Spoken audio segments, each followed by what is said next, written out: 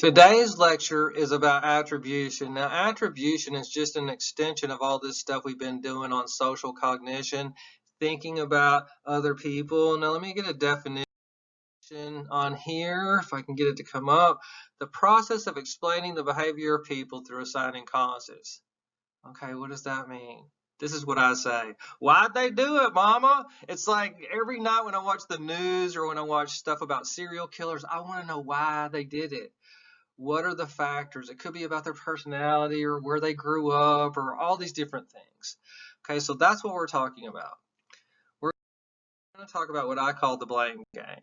Okay, that's what attribution is. Now, Kurt Lewin back in the 30s came up with this formula, and he says that our behavior is a function of two things: the situation, what's going on at the time, and our disposition, us. So disposition could be our personality, our tendencies, our current mood set, whatever. So we have these two things going on. There's the world kind of, or it's us, or both. Could be a combination, because this could go to 0 and it's all us, or this could go to 0 and then it becomes all the situation. Okay, so Fritz Heider says that everybody is a naive psychologist. What does that mean? We all want to know why people do stuff, and we can always probably generate a theory and tell you why we think they did it. So we search for this link like a detective between a person and his behavior, and most of the time, even if we're not right, we can turn on the news, watch a story, and then tell our friend what our theory is about that person's behavior. We're these amateur psychologists. Okay, so let me see. What Fritz Heider goes on to say is if you see a strong link, you tend to pin it on the person. It's the person's fault. They did it. They're a kook, a bad seed. There's something not right about that person. Okay, so in other situations, he says, well, doesn't seem characteristic of the person, or it's not about the person. It's more about the world. This goes back to Kurt Lewin's situation. The world made them do it. It's out of character for them. Like, if a tornado's over there and we're all running that way, is that our personality? No, it's probably a function of the situation and the environment. This is why I love this term.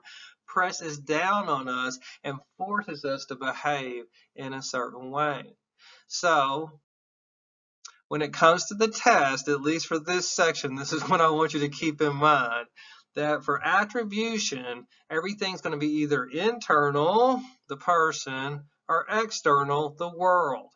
And so I'm either going to blame the world over here and say it's the world's fault, or what Fritz Heider would, not Fritz Heider, but Kurt Lewin would say is the situation, or it's the person's fault over here, which is disposition or personality. So internal and external. It's internal, their fault; external, the world's fault.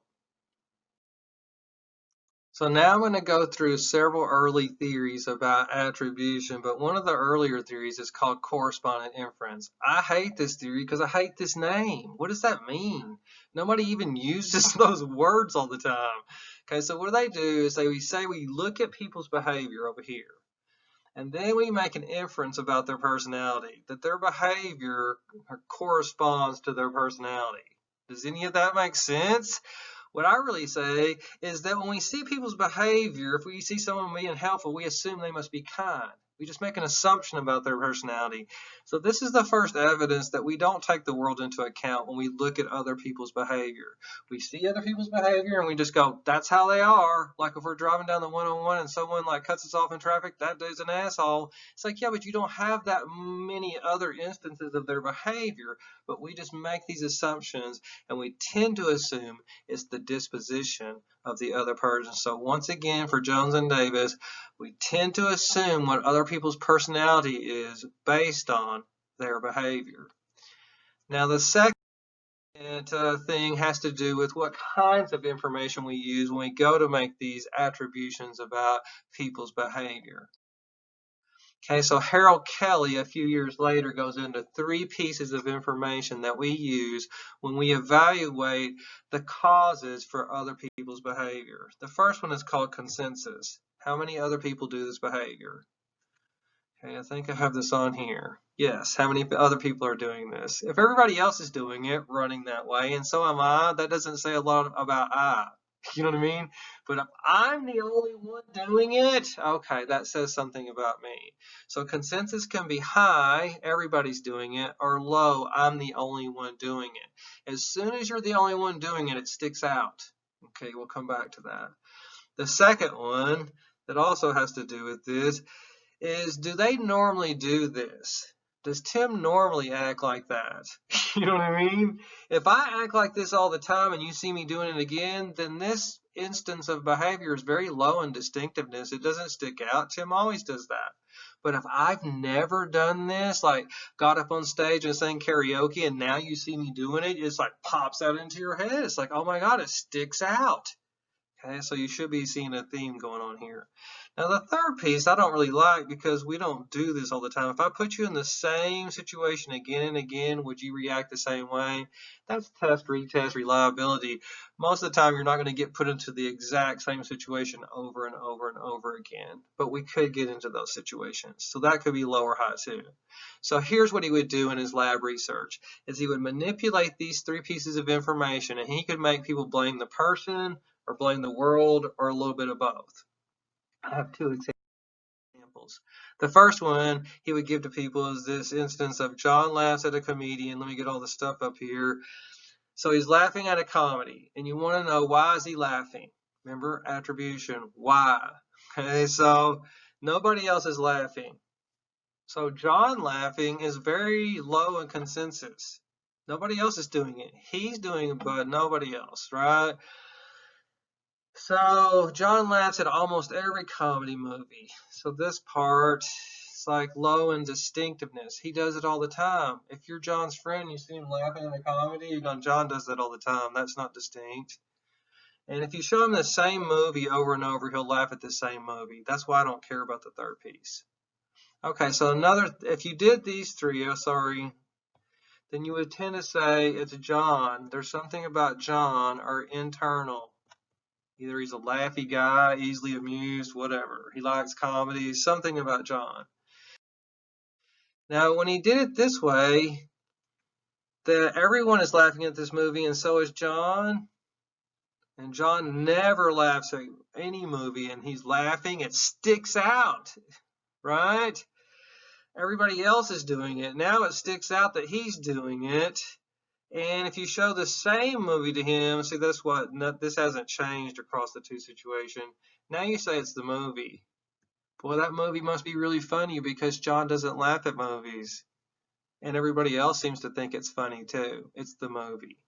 I know that's kind of stupid examples, but this is where they started off with, where you're saying, is it John or is it the movie over here? And so they could go internal, external, and they could start to manipulate people, especially with these first two pieces of information, which were consensus and distinctiveness. Okay, so one of the things, I wish we were in class, I usually ask this, but now I can't ask.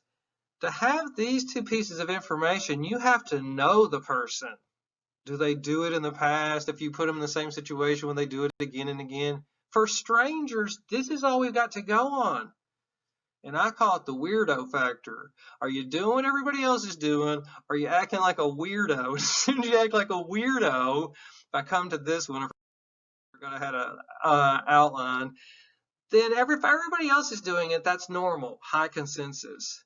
Here's the weirdo factor I forgot I had on here. As soon as you're a deviant, you go, oh, it's that person's fault. If you walk across campus wearing clothes, people don't go, oh my God, why are you wearing clothes? Because that's high consensus. Everybody does it. But if you walk across campus not wearing clothes, low in consensus, people are going to go, oh my God, first. And second, they're going to go, that person's a freak. You know what I mean? So they're immediately going to pin it onto you. And this is another reason I study social psychology, because deviants versus conformists, get different raps when it comes to attribution. Finally, this is where all this attributional stuff gets a little practical. Now, I've been talking about other people and blaming other people, but we can also make attributions for our own behavior. Why did I do it? Is it my fault or is it the world's fault? And this is what this slide has to do with, especially when it comes to consensus, that one piece of information. Is everybody else doing it or I'm the only one doing it? So sometimes there's this bias called pluralistic ignorance, where you think you're the only one doing it, but you're ignorant of the fact that a lot of other people do this too. I'm telling you, if you go to a 12-step group or group therapy or any kind of a thing where you have to talk about your secrets, you'll figure out you're not the only one. One time someone told me this, Tim, if there's a word in the dictionary, you're not the only one. Okay, so that's the first thing. But it makes me feel special, like I'm a martyr. And that part of you needs to get killed, that victim martyrhood, because it's like a lot of other people are suffering too, Tim. Okay, so I need to get rid of that. So the second thing that I might do is false consensus. This is where I justify abnormal behaviors. See, this is a normal behavior that I'm making seem abnormal. Here is a abnormal behavior. They go, well, everybody else is doing it. Everybody smokes crack. It's like, Tim, not everybody smokes crack.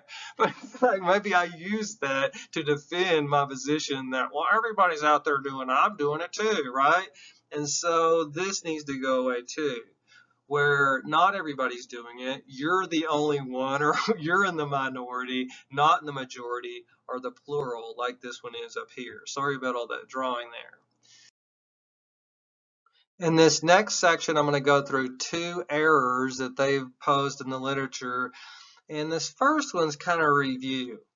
It says when we look at other people's behavior, we tend to blame them. Well, that's correspondent inference theory, but this is where, a lot of the research kind of culminated into this fundamental attribution error. And so they just go, okay, when we look at other people's behavior, you're driving down the road, someone cuts you off, they're a jerk. That's the end of the story. We don't take into account external circumstances, but I say the reason that is you don't have privy to that information. Okay, so one of the things they started to find with this fundamental attribution error is even when someone makes you do something, people will still say it's your fault. Okay, so here's what they did. Jones and Harris in this famous study in 1967. They had people choose to write a speech for or against Fidel Castro. It's the 60s. Fidel Castro is a communist. If you're writing a speech for Fidel Castro or for communism, even in today's age, if I start writing a big old speech about how much I love Karl Marx, which I do, you know what I mean? People aren't going to like that. Now, the people that listened to the speech were told, now this person chose to give the speech or was forced to give the speech. You would think if you chose to give a speech about Fidel Castro, you're a commie. And if you're forced to give a speech about him, it's like, I don't know, they were forced to do it, right? I'm not going to blame them, but this is not what they find. If I forgot I had all this on here too, but if I go into this condition right here, if you're forced to give the speech, which is right here, even when a person is forced to give the speech, yeah, you're not as much as the person that chose to give the speech, but this should be down here. You know what I mean? All on the same line. Unless you choose to give a speech about the commie right here, people shouldn't hate you that much. On all the other conditions, it should be about the same. But in this other condition, maybe they really did like Fidel Castro after all. So you didn't give them the benefit of the doubt when people were forced to do something. Now, this is where I wish I was in class, because I would go into the movie series Saw. I don't know if y'all know that horror series, but Jigsaw, the killer, makes them do bad stuff. Is it their personality, or is it a function of the situation? Okay, so another illustration of the fundamental attribution error. Ross, Amabile, and Steinmetz, I call this the Jeopardy study. What they did is they would flip a coin, and a person would get to be a questioner or a contestant in this game show.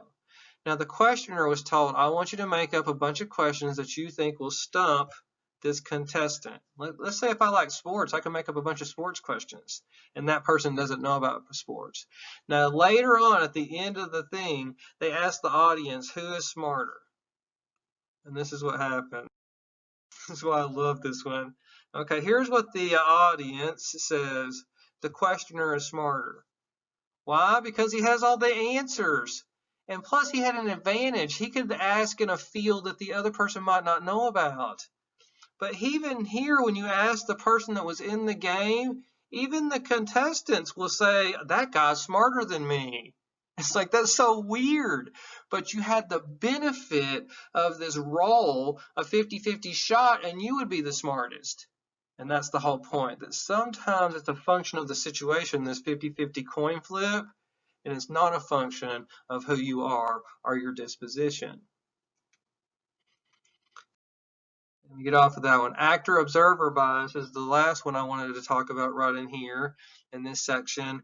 And they say that for other people's behavior, of course, you make these internal causes, but for our own behavior, we make external causes. So this is an extension of the fundamental attribution error. So when someone else does it, it's their fault. But if we do it, we're a victim of circumstances. So this is what I call America. You know what I mean? It's like, if it happens to me, you just don't understand.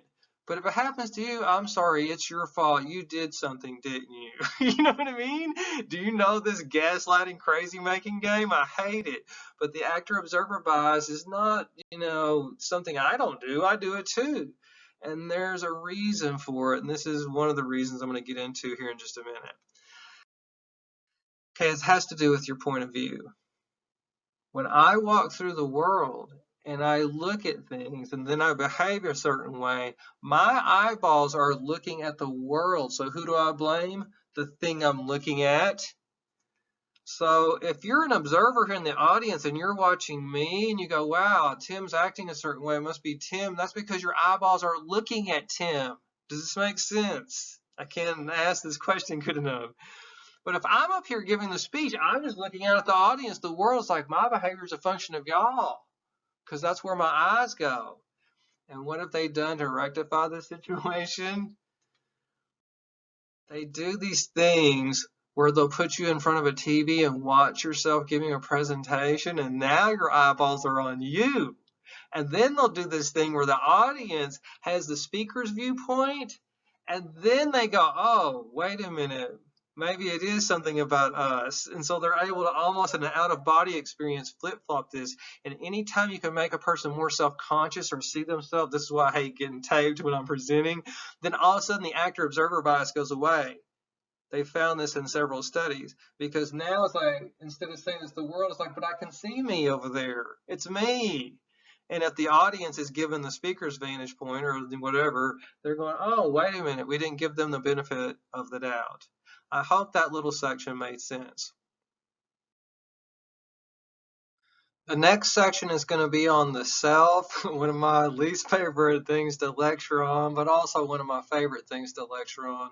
So I'm going to break it out into a separate presentation. I wanted to put all of it into this one, but it's going to make it super big, and sometimes it helps when I break them out into smaller pieces. But again, we've been talking about attributions for other people a lot. Now I really want to come back in and focus on how our attributional patterns for ourselves kind of set the stage for how we perceive ourselves. So that will be in Attribution Part 2.